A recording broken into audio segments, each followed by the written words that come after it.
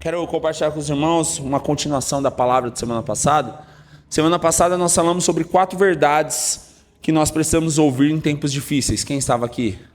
4 verdades. Se você não estava, depois tem lá no YouTube, no Spotify. Para você que está ouvindo hoje, você poder ouvir o começo dessa palavra. E hoje eu quero falar sobre 4 princípios para a gente viver em tempos difíceis. Porque, irmãos, é muito comum em tempos difíceis a gente chutar o balde, a gente desistir, a gente tomar decisão precipitada, a gente parar. Então eu quero compartilhar alguns princípios que eles mudam tudo. E o primeiro princípio para a gente viver em tempos difíceis, repita comigo, alegria. Algo importante que nós precisamos entender é que a alegria, irmãos, não é momentâneo e não é sentimento. A alegria é fruto do Espírito. Felicidade é sentimento, felicidade é momentânea, porque felicidade ela depende de uma ação, depende de um ato, depende de um acontecimento. Mas a alegria, ela é o fruto do Espírito. E se é fruto do Espírito, ela não depende de circunstância. Então, em tempos difíceis, nós precisamos nos alegrar. Como assim, pastor? Como que eu vou me alegrar diante de tantas coisas difíceis? Vou lembrar vocês, semana passada, lembra que nós falamos 4 verdades? A primeira era, nem tudo que a gente ouve é verdade. A segunda é que a gente precisa olhar para a direção certa, olhar para as coisas eternas. A terceira vem de encontro com o que eu vou falar agora sobre alegria, que tudo contribui para o nosso bem. E a quarta foi que Deus, ele não é contra nós, Deus é por nós. Às vezes a gente vive debaixo de condenação, né? Vive com medo, vive achando que nada dá certo porque Deus está furioso com a gente. E o primeiro princípio de hoje é a alegria. Olha o que diz Filipenses, capítulo 4, versículo 4.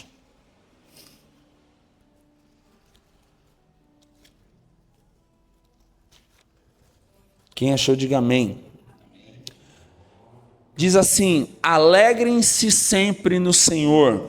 Novamente direi, alegrem-se.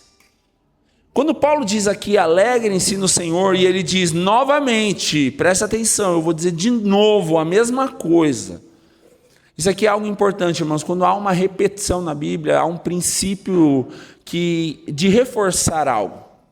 Eu confesso que às vezes eu me sinto que eu sou um pouco redundante, eu sou repetitivo, mas é exatamente porque é isso que a Bíblia nos ensina, a gente reforçar e insistir naquilo que é o princípio e a verdade. E Paulo é exatamente dessa forma. Paulo diz, eu não me canso de lembrar vocês sobre tudo isso. Por quê? Porque isso é a palavra de Deus. Então nós precisamos entender algumas coisas, e quando Paulo diz aqui, alegrem-se sempre no Senhor, novamente direi, alegrem-se. Por que Paulo está repetindo? Porque Paulo quer frisar algo que não pode passar.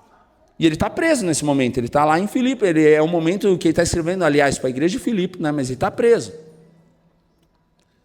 E então aqui há um princípio, irmãos, que a alegria ela não pode ser momentânea na nossa vida. A alegria ela tem que fazer parte de todo momento, porque, irmãos, eu só vou me alegrar quando tudo vai bem? Não, porque se a alegria é fruto do Espírito, eu não posso aceitar que somente circunstâncias favoráveis me façam ser alguém feliz. Então a alegria é um princípio e é um fruto do Espírito, depois você lê lá em Gálatas 5. Mas é interessante, olha o que diz Neemias, capítulo 8, versículo 10. Não precisa abrir, eu só vou mencionar aqui. Neemias diz assim, esse é o dia consagrado ao Senhor. Ele fala, não se entristeçam.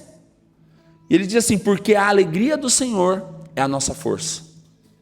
Quando Neemias está dizendo isso, capítulo 8, já reconstruiu os muros de Jerusalém. Já está pronto a obra que ele foi chamado, o encargo que ele tinha. Um tempo de reconstrução, como nós estamos aqui hoje. Mas é interessante que nesse momento, depois você lê lá no capítulo 8, ele está dizendo sobre, ele está mencionando a respeito do Senhor a palavra e a lei, sobre meditar sobre a lei e permanecer nos princípios. Então, mesmo depois de uma obra realizada, uma obra concluída, ele não parou, ele diz assim, esse dia é consagrado ao Senhor, porque não faz sentido nós fazermos algo se não for para Deus. E ele diz, não se entristeçam. Por que Neemias já está dizendo isso? Porque ele sabia que mesmo depois de grandes vitórias, problemas acontecem na nossa vida. Ele diz, não se entristeçam. Por quê? Porque a alegria do Senhor é a nossa força. Irmãos, o que isso nos ensina? Mesmo depois de vitórias, vem problemas, vem situações difíceis. E é isso que Neemias está dizendo aqui, porque eles já tinham conquistado, eles tinham reconstruído. Glória a Deus, né? Lá não vai ter barulho de trem, né? Mas, irmãos, então aqui ele está falando sobre algo importante, a alegria. Ele está dizendo que mesmo depois de grandes vitórias, nós estamos sujeitos a batalhas. Mas ele diz, alegrem-se sempre no Senhor, não se entristeça, porque a alegria do Senhor é a nossa força. Então a alegria, irmãos, é um princípio que precisa conter, precisa existir na vida de todo cristão. Porque um crente sem alegria é um crente carrancudo, é um crente bravo, é um crente de bico, é feio isso. Nós precisamos ser alegres, porque nós representamos o Senhor. Nós estamos aqui para nos parecer, ser imagem e semelhança de Cristo. Nós não estamos aqui para ser alguém emburrado. Então a alegria precisa existir na vida do crente, porque o que vai cativar as pessoas? O que vai fazer as pessoas quererem Jesus? Ver que mesmo diante de batalhas, falar, você sempre está feliz. E eu não estou dizendo de você ser feliz e ignorar fatos, irmãos. Vai ter um momento que preocupações faz parte da vida. Mas a alegria é entender que nada é maior que o nosso Deus. A segunda coisa, o segundo princípio que nós precisamos ter para viver em tempos difíceis, repita comigo, gratidão. Olha o que a Bíblia diz, abra comigo em 1 Tessalonicenses,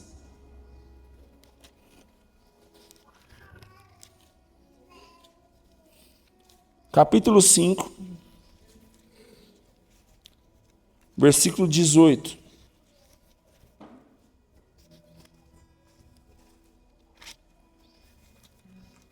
Quem achou, diga amém. Diz assim, deem graças em todas as circunstâncias, pois esta é a vontade de Deus para vocês em Cristo Jesus. Paulo está dizendo que a gente tem que ser grato em toda circunstância. Como assim, pastor? Eu vou ser grato quando as coisas não acontecem do jeito que eu quero? Exatamente isso. Porque se tudo contribui para o bem, como nós lemos semana passada, eu preciso aprender a ser grato ao Senhor, porque, irmãos, sabe algo? Repita comigo, a reclamação, ela atrasa a nossa vida. Irmãos, talvez você não percebe, mas sabe o que significa reclamar? Quer dizer que você está clamando novamente, mas clamando novamente por quê? Por murmuração. O subfixo, né, que fala, ele significa tipo assim, repetição. Reclamar, estou clamando novamente por murmuração. A murmuração, ela atrasa a nossa vida. Então nós precisamos entender, irmãos, que nós não estamos aqui para ficar reclamando. Paulo diz o quê? Dê graça em toda circunstância, em todo momento.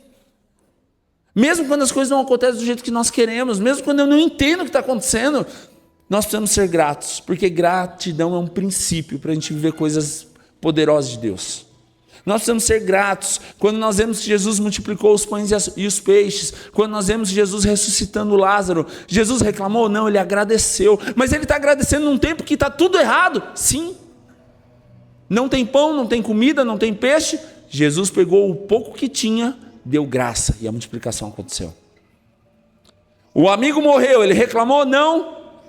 Agradeceu ao Senhor e ele ressuscitou. Irmãos, entenda algo, é muito fácil a gente agradecer depois que as coisas boas acontecem, isso qualquer um faz, mas o diferencial é agradecer antes. Jesus, ele não agradeceu depois, ele agradece antes. Irmãos, que mérito, que benefício nós temos de agradecer depois. Qualquer ser natural faz isso, se for grato, né? Tem gente que nem depois faz, porque é ingrato. Mas que mérito tem a gente agradecer algo que depois que aconteceu? O grande segredo que Jesus nos ensina da gratidão é agradecer antes de acontecer. Mas como que eu vou agradecer, pastor? Não tem motivo. Exatamente. Porque nós não agradecemos pela circunstância, nós agradecemos pelo nosso Deus. Deus fazendo ou não fazendo, nós temos que ser grato, porque Deus continua sendo Deus. Quanto nós somos gratos? Porque a gratidão, irmãos, ela abre caminho. A gratidão, ela libera milagre. Foi isso que aconteceu aqui com Jesus. Mas a reclamação, ela atrasa a vida. Às vezes você nem percebe, mas sua vida está parada porque você passa mais tempo reclamando, murmurando, do que agradecendo. Porque, irmãos, não tem como andar em cima do muro, agradecer e reclamar ao mesmo tempo. Ou você agradece, ou você reclama. Se você está reclamando, automaticamente você está sendo ingrato. Você não é grato. Então nós precisamos entender isso, irmãos, porque qual que é o princípio da gratidão no nosso coração? Quantos lembram daqueles 10 leprosos lá? Quantos foram curados? 10. Quantos voltaram? Quantos receberam a cura? Quantos receberam a salvação? A Bíblia diz que 10 procuraram Jesus para ser curado. E Jesus curou os 10 e falou, e vão pelo caminho, né? Vão contar. E quando eles estavam indo, eles foram curados. Quantos voltaram? 1. E Jesus diz o quê? Todos foram curados, mas aquele que voltou, ele foi salvo. Irmãos, a grande questão da gratidão é que a gratidão nos ensina que nós não queremos só o benefício. Porque quem quer benefício muitas vezes é ingrato, ele só consegue o que ele quer e vai embora. Mas a gratidão nos ensina que quem é grato a Deus, ele quer muito mais do que o benefício, ele quer o relacionamento, ele quer a intimidade. Quando nós somos gratos, irmãos, nós não queremos só o que pode ganhar. Eu vou ganhar isso, eu vou ser abençoado com isso. Porque se o seu coração estiver nisso, o dia que você conseguir, você muda o seu coração, você vai embora. Mas a grande questão é nós sermos como esse único aí, esse um que voltou e disse, para mim, muito mais importante do que o milagre que eu recebi, é a presença, a intimidade com Deus. Porque, irmão, se você estiver aqui hoje só para receber um milagre, o dia que você conseguir um milagre, propósito concluído. Para que eu vou continuar? Agora, se você estiver aqui por gratidão a Deus por tudo que Ele fez, Ele vai fazer, ou mesmo aquilo que Ele não vai fazer, você vai continuar até o fim, porque o que nos move não é o que Deus pode nos dar, o que nos move é quem Deus é.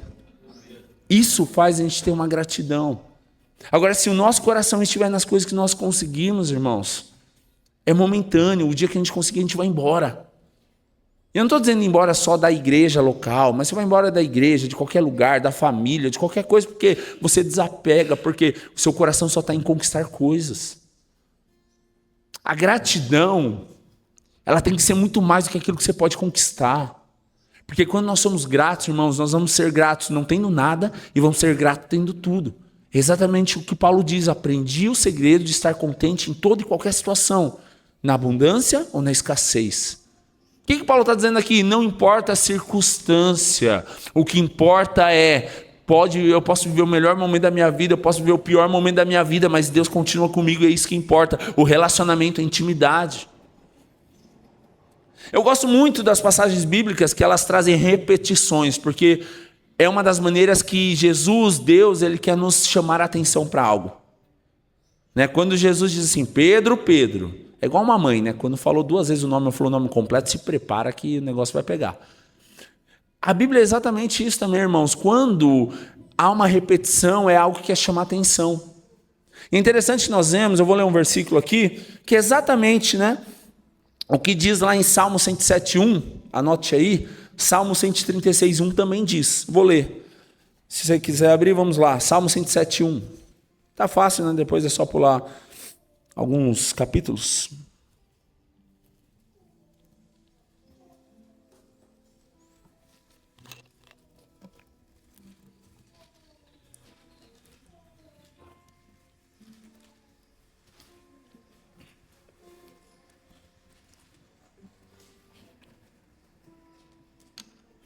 Quem achou, diga amém. Diz assim, deem graças ao Senhor, porque Ele é bom e o seu amor dura para sempre. O que é dar graças, irmãos? Ser grato, gratidão. Pula lá para o 136:1.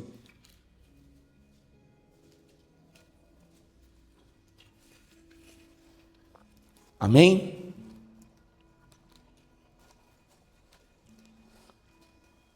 Deem graças ao Senhor, porque Ele é bom, o seu amor dura para sempre. O salmista aqui, ele está declarando a mesma verdade. Ele diz, agradeça a Deus, seja grato, tenha gratidão ao Senhor, porque Ele é bom. Fazendo ou não fazendo, Ele continua sendo bom, porque o atributo de Deus é a bondade dEle. E aqui ele diz, o seu amor dura para sempre. Por que nós temos que ser gratos a Deus? Porque o amor dEle permanece. Quem ama corrige, quem ama ensina. É interessante, irmãos, quando nós falamos seja grato a Deus, né, porque Ele é bom e a sua bondade, a sua fidelidade dura para sempre. A fidelidade de Deus é que nos garante que Ele não vai mudar, que Ele não vai voltar atrás, Ele não vai cancelar aquilo que Ele fez por nós, eu declarou como vida eterna, não, agora eu me arrependi, não, a bondade, a fidelidade de Deus nos garante uma eternidade. E quando nós declaramos a bondade, o favor de Deus, tem que gerar uma gratidão no nosso coração. Irmãos, não faz sentido eu ser um cristão que conheço a Jesus e eu não ser grato. Tem gente que reclama de tudo. E a reclamação, ela traz a nossa vida. Tem gente que vive murmurando. A murmuração fez com que o povo ficasse 40 anos no deserto. Talvez você não percebe, mas você está rodando em círculo numa situação porque você não para de reclamar. Seja grato ao Senhor se você quer viver o melhor do Senhor. Ah, pastor, mas está difícil, eu estou vivendo um tempo tão difícil. Esse é o melhor momento para você ser grato. Porque no tempo bom, qualquer um consegue ser grato. Mas é no tempo que não tem resposta, é no tempo difícil, é no tempo que parece que as coisas não dão certo. Esse é o momento que nós vamos falar, obrigado, Jesus. Terceiro princípio. Caminham juntos, né? Então vou falar dois, né? 2 em 1, fé e oração. Porque se eu tenho fé, eu preciso ter oração também. Porque a oração é o combustível daquele que tem fé, né? Irmãos, como que está o nosso nível de fé e oração? 2 Coríntios, abra comigo. Versículo 5. Capítulo 5, versículo 7.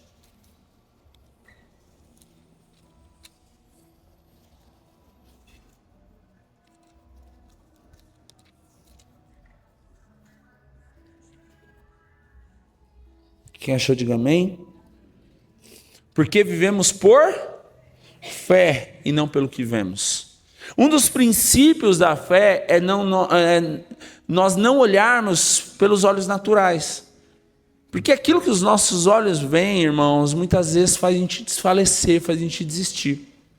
E comigo não é diferente. Muitas vezes quando eu começo a fixar muito meus olhos para coisas naturais, eu começo a ficar um pouco incrédulo, porque eu falo, não vai dar certo. Não tem jeito, não dá tempo, não vai ter dinheiro.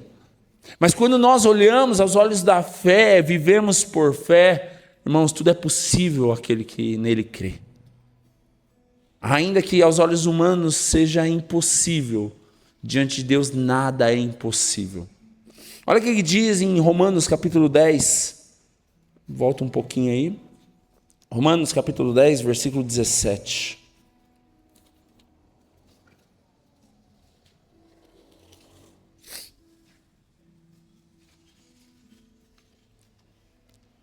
Amém? Consequentemente, ou portanto, a fé vem por se ouvir a mensagem ou ouvir a palavra. E a mensagem, a palavra é ouvida mediante a palavra de Cristo.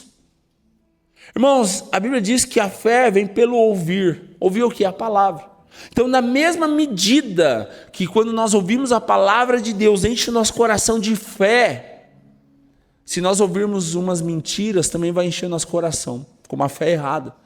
Por isso nós falamos 4 verdades, né, que precisamos ouvir em tempos difíceis semana passada. Nem tudo que você ouve é uma verdade. Porque a palavra de Deus diz aqui o quê? Que a fé vem pelo ouvir. Ouvir o que? A palavra. Então, se quando eu ouço a palavra de Deus gera fé no meu coração para viver o propósito, se eu ouvir uma mentira, aquilo não vai gerar uma fé errada no meu coração? Vai. Se eu ouvir algo a respeito do Diogo, falou, não anda com o Diogo porque não vale a pena. Gerou uma fé no meu coração se eu deixar isso entrar no meu coração. Será? Por que o Diogo não posso andar com o Diogo? Da mesma maneira que eu ouvir a palavra vai gerar fé, se eu ouvir uma mentira, vai gerar fé no meu coração. Qual é a mensagem que você está ouvindo? Porque se nós ouvirmos a palavra, nosso coração tem que encher de fé, e uma fé correta, uma fé que traz vida, uma fé que traz esperança. Eu já disse isso algumas vezes, irmãos, mas se você é aquele irmão que vive vendo notícia no jornal, Cidade Alerta, sei lá quais os outros programas, você vai viver com medo, porque aquilo está transparecendo um alimento no seu coração, e aquilo está gerando uma fé. Qual fé? Está perigoso, não sai de casa, você vai morrer, em qualquer momento você vai ser assaltado. Essa é a fé que está sendo gerada no seu coração, porque é aquilo que está trazendo alimento, sim ou não? Agora, quando é o alimento da palavra, meu Deus é bom, Ele está cuidando de mim, mesmo nos dias mais difíceis. Não está dizendo que você não vai ter dias difíceis, mas está dizendo assim, eu estarei com você até o final do tempo. Eu não vos deixarei só. Então, que tipo de fé nós estamos alimentando no nosso coração? Porque a fé vem pelo ouvir a palavra, a mensagem. Mas qual que é a mensagem que nós estamos nos alimentando? Não vai dar certo? Não tem jeito? Seu casamento não vai dar em nada? Você não presta? você não vai dar certo. O que nós estamos orando, ou ouvindo? Ou nós estamos ouvindo assim, o Senhor te ama tanto que Ele deu a vida por você. Nós somos mais que vencedores. Não estou dizendo isso como palavra motivacional, mas eu estou dizendo isso para você entender quem você é em Cristo. Somos imagem e semelhança do Senhor. É isso que tem que gerar fé no nosso coração. Por que eu vou permanecer? Porque eu sou imagem e semelhança, porque eu sou mais que vencedor, porque o Senhor me ama tanto que Ele deu o Filho dEle para morrer por mim. Isso gera fé. Agora, se eu ouço outro tipo de mensagem, vai gerar fé também. Irmãos, eu não gosto, eu não acho legal, um exemplo, você assistir filmes de terror, porque aquilo lá está alimentando algo na sua vida. Eu não gosto, particularmente, eu acho que aquilo não edifica em nada, porque aquilo é um tipo de alimento que está gerando uma fé no seu coração. Então eu gosto de ler a palavra, porque a palavra traz paz, traz alegria. Então nós vamos entender isso. Qual é o tipo de mensagem que nós estamos ouvindo? Porque nós somos aquilo que nós cremos, irmãos. Nós somos aquilo que nós estamos nos alimentando. 1 Tessalonicenses 5,17.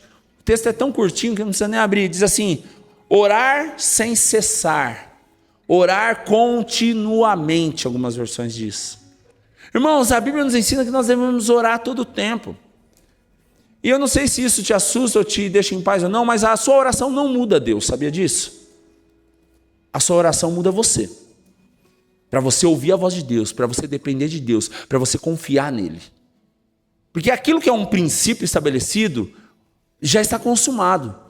Quando nós oramos, nós vamos viver o propósito de Deus. Por isso, muitas vezes nós oramos: Senhor, seja feita a tua vontade. Porque não é a nossa vontade que tem que ser feita. Às vezes a gente ora, Deus faz isso, faz isso. Por que Deus vai fazer isso? Porque Ele quer ou porque você quer?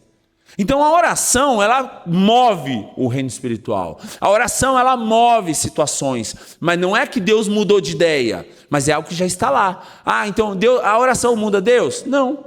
Mas quando eu orei, o meu irmão foi curado. Mas isso não é mudar Deus, isso é o princípio ser cumprido, que Deus já levou toda a enfermidade na cruz.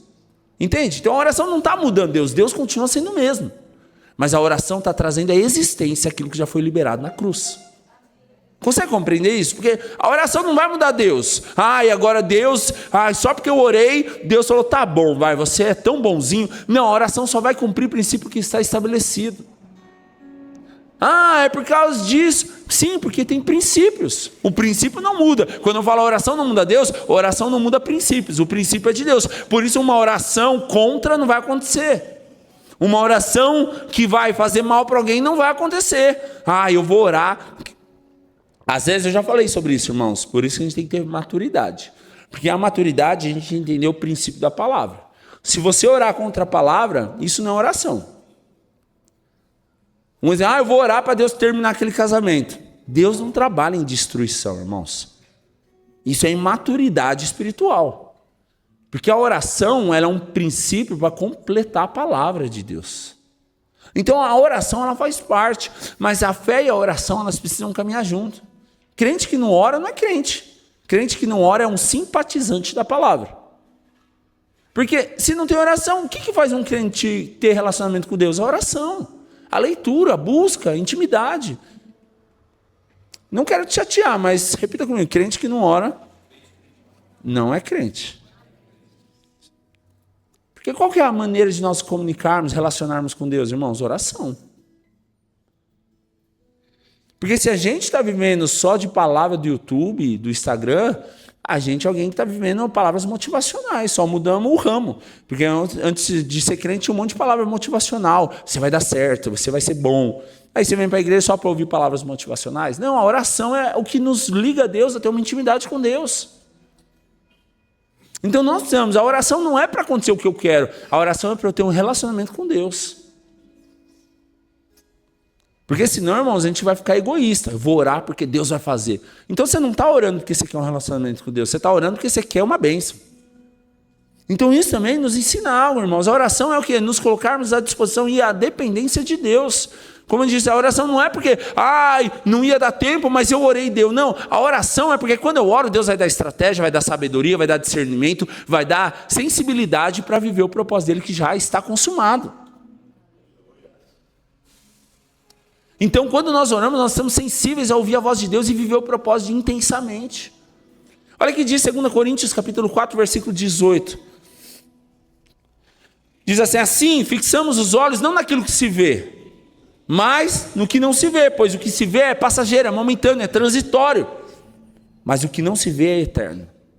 Para onde nós estamos olhando? Falamos isso semana passada. Para onde nós estamos olhando? Aquilo que nos gera fé, aquilo que nos faz viver o extraordinário, aquilo que nos faz permanecer mesmo em tempos difíceis? Ou nós estamos olhando para aquilo que um dia foi lançado? Não dá, não tem jeito. Irmãos, eu confesso que essa mudança é viver o favor de Deus, porque a gente não tinha condição nenhuma. Então eu sou grato aos irmãos que têm se empenhado, eu sou grato a Deus por usar pessoas, porque naturalmente dizendo, eu falando, era impossível essa mudança. Então o que é isso? É viver por fé, é viver na dependência, é viver na bondade de Deus, é viver o sobrenatural, porque aos nossos olhos naturais não dá, não tem jeito. Sabe, Deus tem dado tanta estratégia, por quê? Porque no momento da oração, Deus não mudou o tamanho do prédio, Deus não mudou a estrutura do prédio, mas no momento da oração, Deus começa a abrir a nossa visão para enxergar coisas que a gente não enxergava.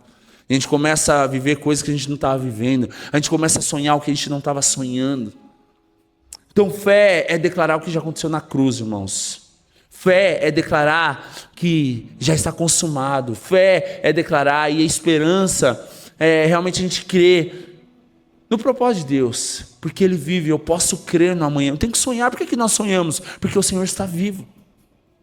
E por último, perseverança. Repita comigo, perseverança. Irmãos, em outras palavras de perseverança, usa a palavra não desista. Por que nós paramos e muitas vezes não vivemos o propósito de Deus? Porque nós não perseveramos, nós desistimos. Irmãos, todo vencedor de uma corrida, de uma luta, de uma competição, ele só venceu porque tinha algo: perseverança. Quem não persevera não vence.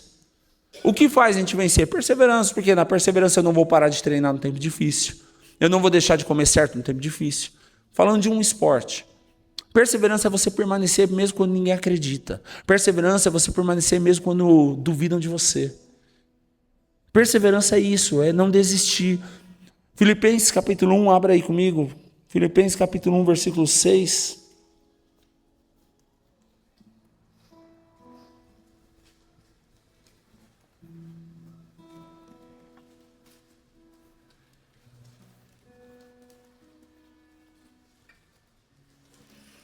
Quem achou, diga amém.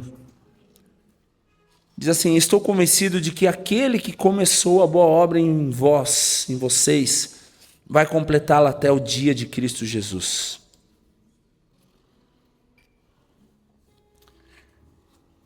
Irmãos, nós estamos em obras, e assim como esse texto também diz que o Senhor está trabalhando, Ele vai completar a boa obra em nós. Nós estamos a cada dia sendo aperfeiçoados, a cada dia nós estamos sendo trabalhados, em cada processo nós somos lapidados. Assim como uma obra, nós somos uma obra que ainda não está concluída, somos uma obra inacabada. E uma obra inacabada, ela tem problema, tem caos, tem imprevisto, tem situações difíceis. Então tudo isso vai nos aprimorando para viver o propósito de Deus intensamente. Mas para isso, para que a gente possa viver a obra concluída, a obra eu digo tanto natural quanto espiritual, nós precisamos perseverar, não podemos desistir.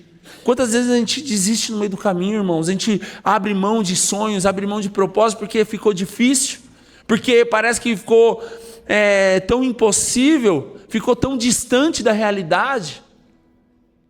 Isso serve para tudo, irmãos. Uma obra, ela vai ter desgaste, uma obra vai ter desafios, mas diante de tudo isso, como Deus criou tudo em 6 dias e descansou no 7º, descansar é contemplar, é desfrutar. Nós precisamos aprender a contemplar e desfrutar o que Deus está fazendo no nosso casamento, na nossa família, na igreja, no nosso trabalho, nos sonhos, projetos. Se a gente não aprender a desfrutar e contemplar o que Deus está fazendo, tudo perde sentido.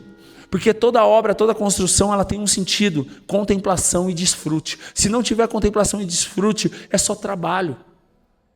É por isso que Paulo diz: eu estou convencido de que aquele que começou a boa obra, ele há de completar em Cristo.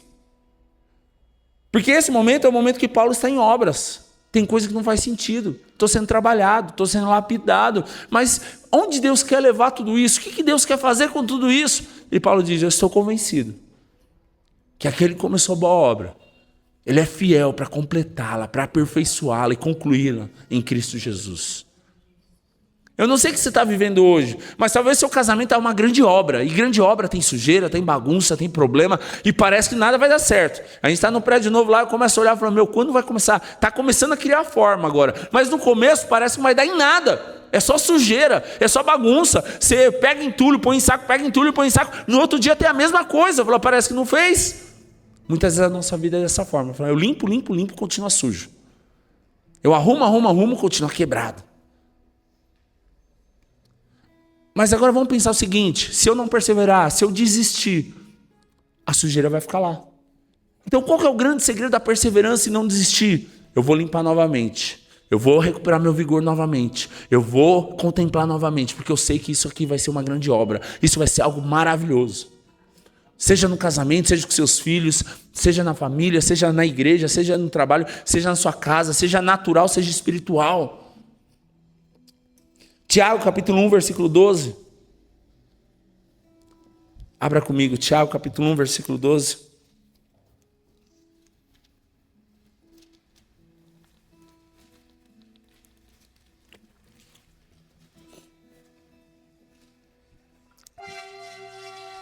Diz assim, bem-aventurado, feliz, abençoado é o homem que persevera na provação. Porque depois de ter sido aprovado, toda aprovação ela gera uma aprovação para quem permanece e passa de fase. Ele diz, depois de ter sido aprovado, ele receberá a coroa da vida, a qual Deus prometeu aos que o amam. O que é isso? É a obra concluída, é a obra completa. Eu creio que há de ser concluída a obra que o Senhor começou em minha vida. Então aqui está dizendo o quê? Que nós somos abençoados quando nós passamos, perseveramos por provação, porque toda provação, ela gera uma aprovação. Toda prova gera uma aprovação. E quando eu passo de nível, eu cresço, eu avanço, eu amadureço. Romanos 5, 3, 4, não precisa abrir para a gente ganhar tempo, diz, sabemos que o sofrimento produz perseverança. E a perseverança, um caráter aprovado, e um caráter aprovado, esperança. Irmãos, tudo que nós estamos passando, seja na família, seja nos sonhos, seja em coisas pessoais, ela tem que gerar um motivo de perseverança para a gente não desistir. Eu não sei o que você está vivendo hoje, mas se você desistir, você vai chutar o balde, você vai perder o que você tem. Ah, está difícil, eu vou parar. Irmãos, se estiver difícil, a gente vai parar, então a gente não faz mais nada. Ah, está cansativo, irmãos. Tudo isso faz parte dos processos. Eu vou parar porque está difícil? Não, eu vou orar para Deus dar direção, para eu continuar fazendo de uma forma com mais sabedoria. Mas eu não posso parar aquilo que Deus me deu. Sabe, irmãos, porque sabe o que diferencia, até falando para o lado espiritual, sabe o que diferencia chamado de hobby? O hobby, quando eu não gosto mais, eu paro e vou fazer outra coisa. Porque o hobby está atrelado ao meu gosto, à minha vontade. Mas o chamado está atrelado ao propósito de Deus. Ainda que fique difícil, eu vou continuar, porque não é o que eu gosto, não é o que eu quero, mas é o que o Senhor tem. Talvez muita coisa que a gente tem feito virou um hobby. Eu faço porque eu gosto. Eu gosto de cantar, eu gosto de pregar, eu gosto de receber os irmãos na porta, eu gosto de limpar o banheiro. Mas virou um hobby. O dia que você não gostar mais, você para. Agora, se for chamado, tá difícil, mas eu continuo por quê? Porque eu não faço para mim. Eu não faço porque eu gosto. Eu faço porque é um propósito de Deus. A gente precisa avaliar isso, porque a dificuldade mostra se é um hobby ou se é um chamado. Porque, irmão, eu vou parar porque está difícil. Então é um hobby. Porque eu não gosto mais. Eu gostava de jogar bola, mas meu joelho está doendo. Parei porque está difícil. É um hobby. E para finalizar, eu quero falar sobre 3 pontos. Dentro do 4, não desista, rapidamente. Sobre perseverança, sobre não desistir. Primeiro, as dificuldades nos faz crescer. Romanos 12, 12 diz assim, alegrem-se na esperança, sejam pacientes na tribulação e perseverem na oração. Primeira coisa, dentro do não desista, do ponto 4. Primeiro, 4.1, as dificuldades nos faz crescer. Eu não sei o que você está passando hoje. Mas, irmão, você não cresce no elogio, você não cresce quando tudo dá certo. Você cresce quando as coisas dão errado. Você cresce quando você é reprovado. Você cresce quando você é contrariado. Aqui diz o quê? Alegrem-se na esperança, sejam pacientes na tribulação. O que é ser paciente na tribulação? Quando as coisas não fazem sentido, quando as coisas não dão certo, quando as coisas parecem estar tudo errado, o que é ter paciência na tribulação? Calma, respira, não toma decisão precipitada. E persevere na oração. O que é perseverar na oração? Lembra que eu falei? A oração não vai mudar o atributo ou o caráter de Deus, mas a oração vai mudar você. E quando Deus muda você, você consegue ver com outros olhos aquilo que Deus está fazendo. Por isso ele diz, persevere em oração. O que é perseverar em oração? Deus, nada faz sentido, eu estou desanimado, eu estou chateado, mas eu vou ser paciente na tribulação. O que é ser paciente? Não vou tomar decisão nenhuma, vou esperar. O que é perseverar em oração? Deus, eu não estou entendendo o que está acontecendo, me mostra, me dá direção, me dá sabedoria.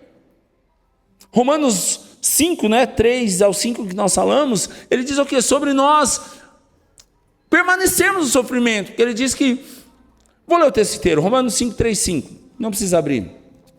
Não é só isso, mas também nos gloriamos nas tribulações. Como assim eu vou me gloriar na tribulação? Gloriar na tribulação está dizendo assim, Deus, eu sei que tudo isso contribui para o bem.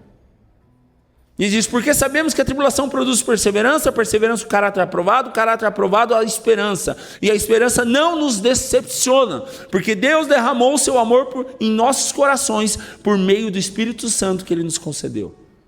Irmãos, então tudo isso, de alguma maneira, está fazendo a gente crescer. Eu não compreendo, mas está fazendo você crescer. Segunda coisa, sobre não desistir, perseverar. Seja produtivo nesse tempo. Porque é muito comum, irmãos, no tempo da dificuldade, a gente parar. Eu não faço mais nada, desistir, vou embora, não quero mais estar no casamento, vou abandonar meu casamento, vou deixar meus filhos, vou sair do trabalho, vou sair da igreja, vou entregar o chamado, vou entregar o ministério. Uma coisa que a gente precisa aprender, além de entender que as dificuldades fazem a gente crescer, nós precisamos aprender a ser produtivos nesse tempo. Porque é muito comum a gente parar de produzir nesse tempo. Por que a gente para? Não quero mais nada, desistir. Ficou difícil? Você está empenhado no trabalho, e daí outra pessoa é promovida no seu lugar. O que você faz? Também não vou fazer mais nada. Na igreja, colocou o irmão, não colocou eu? A partir de hoje nem conta mais comigo. Não. O que nós precisamos aprender? Ser produtivo nesse tempo. Olha o que a Bíblia diz em Salmos, abre comigo, capítulo 55, versículo 22.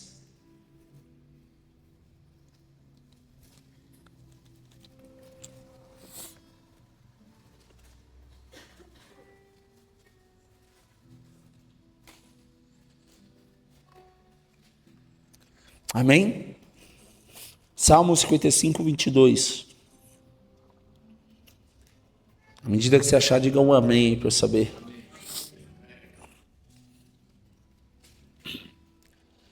Entregue suas preocupações ao Senhor, e Ele o sustentará, e jamais permitirá que o justo venha a cair. Irmãos, a Bíblia não está dizendo que nós não vamos ter preocupações, mas ela está nos ensinando como que nós devemos agir no meio das preocupações. Preocupações todos estão sujeitos a passar, irmãos, porque é natural. Tem situações que acontecem que vai tirar sua paz. Muitas vezes, aquele momento de preocupação, Deus, o que eu faço? Mas o que aqui nos ensina o salmista? Entregue suas preocupações ao Senhor e Ele o sustentará. Quando eu sei que o Senhor me sustenta, eu fico em paz, eu descanso. E quando eu tenho um princípio, uma palavra lançada, uma promessa que jamais permitirá que o justo venha a cair, eu descanso. A grande questão é quantas preocupações têm tirado a sua paz? E todas as preocupações tiram a sua paz, faz você deixar de dormir, faz deixar você desfrutar o que Deus tem para você, e com isso você para de produzir. Por que você para de produzir? Porque você está gastando toda a sua energia naquilo que está te trazendo preocupação.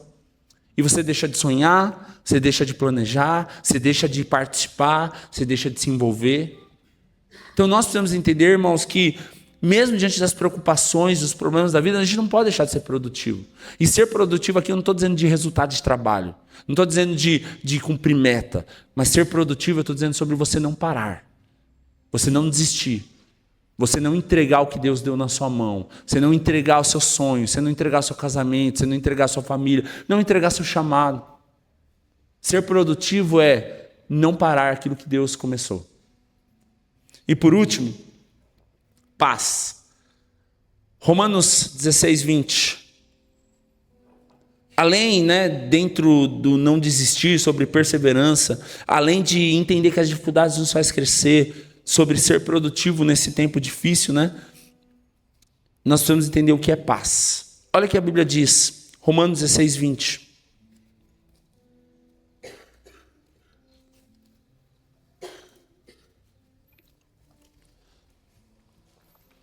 Quem achou, diga amém.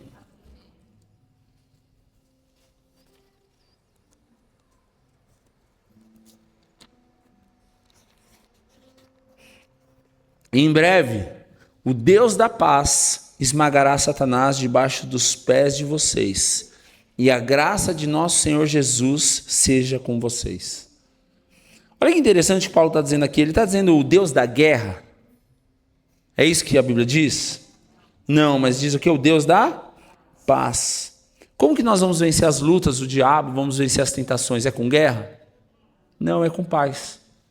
Nós precisamos ter paz, irmãos. Quando tem paz, nós descansamos. A Bíblia diz que o perfeito amor lança fora todo medo. Se nós nos enchermos de medo, irmãos, nós não vamos ter amor, porque o medo vai tomar o lugar do amor. Mas quando nós temos o amor de Deus, ele lança fora todo medo. É a mesma coisa, se nós temos paz, a guerra, a luta não vai dominar o nosso coração. Nós precisamos aprender a descansar. Nós precisamos entender que a paz é um sinal que nós estamos habitando no esconderijo do Altíssimo, nós estamos sendo protegidos. Como estar debaixo das asas do Senhor, onde eu sou guardado. Pode estar acontecendo tanto caos aí fora, mas quando eu tenho paz, eu consigo descansar em Deus. Falar: Deus, ainda que nada faça sentido, eu estou nos teus braços, eu sei que o Senhor está cuidando de mim. A Bíblia em Filipenses, ela diz o quê?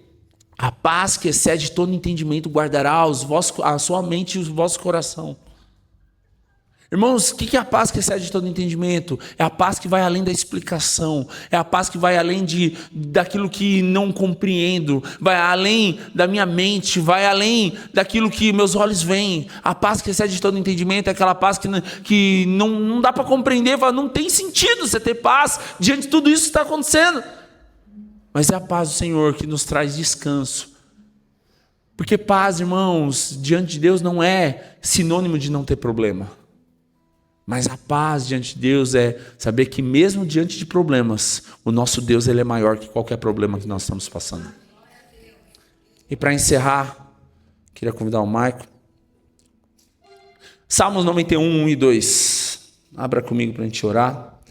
Se você puder ficar em pé no seu lugar.